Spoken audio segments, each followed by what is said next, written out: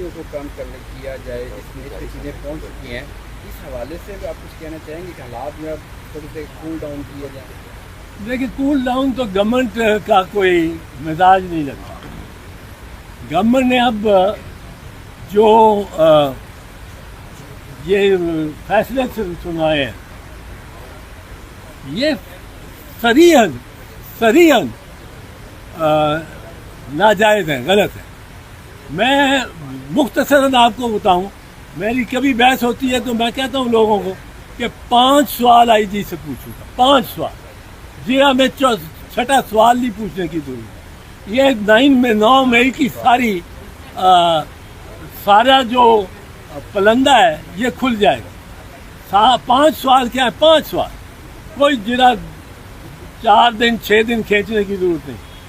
5 سوال جو ہے وہ پہلا سوال کہ آئی جی صاحب آپ کے اس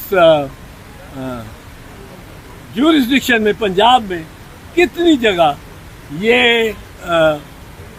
جرم ہوا ہے جس کا آپ الزام لگا رہے ہیں ایک پارٹی کے کارکنوں پہ. وہ کہیں گے 12 جگہ ہوا. 12 جگہ یہ حملہ ہوا ہے. جی ایچ کیو کے دروازے پہ بھی کور کمانڈر کا گھر بھی جلا دیا. ان 12 میں سے کسی ایک جگہ کا ایس ایچ او وہاں موقع پہ پہنچا؟ کسی کو تو کہنا چاہیے تھا کھیت پہ آگ لگی ہو تو ایس ایچ او بھاگ کے پہنچتا ہے. کوئی پہنچا؟ جی نہیں. ان 12 ایس ایچ اوز میں سے کسی ایس ایچ او کے خلاف، اسٹیشن ہاؤس افسر تھانے دار کے خلاف آپ نے کوئی تعدیبی کارروائی کی کہ تمہارے علاقے میں کور کمانڈر کا گھر جل گیا، تمہارے علاقے میں ایم عالم کا جہاز جل گیا، تم نے کچھ کیا؟ جی نہیں.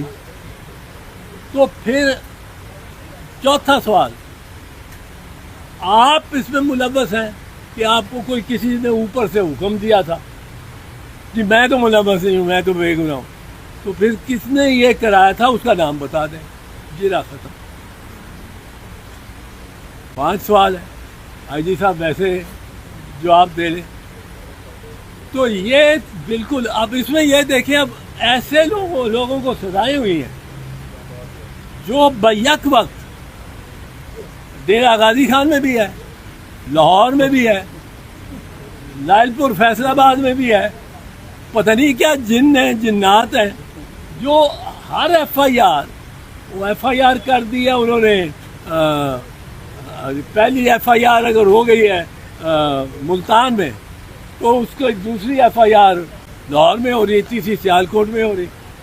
تو یہ ایسی چیز تھی کہ جو کہ جج صاحب کو دیکھ کے on the face of the record, کہتے ہیں ریکارڈ کی سامنے جو جلد ہے اس میں ہی نظر آتا ہے.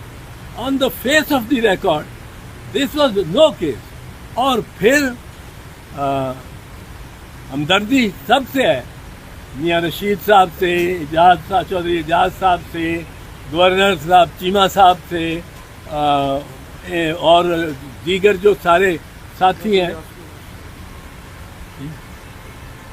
لیکن ڈاکٹر یاسمین راشد کا کیس منفرد ہے اس ملک کی ہسٹری میں.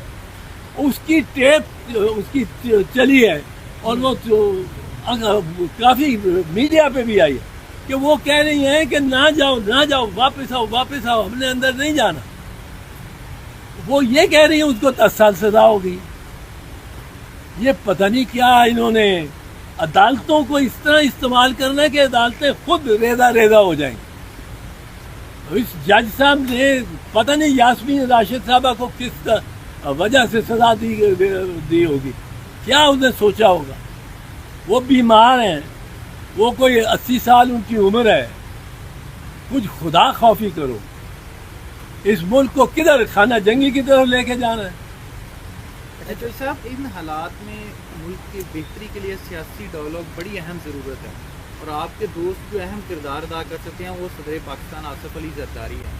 یا ان سے آپ کی کوئی اس حوالے سے بات کریں یا ہوئی اس حوالے سے کہ ہمیں پیپلز پارٹی کو آگے آنا چاہیے اور یہ سیاسی ڈائلاگ ہے ان کی طرف بڑھنا چاہیے؟ میرا ویو، اور میں یہ ہر موقع پہ ایکسپریس کرتا ہوں. میرا ویو یہی ہے.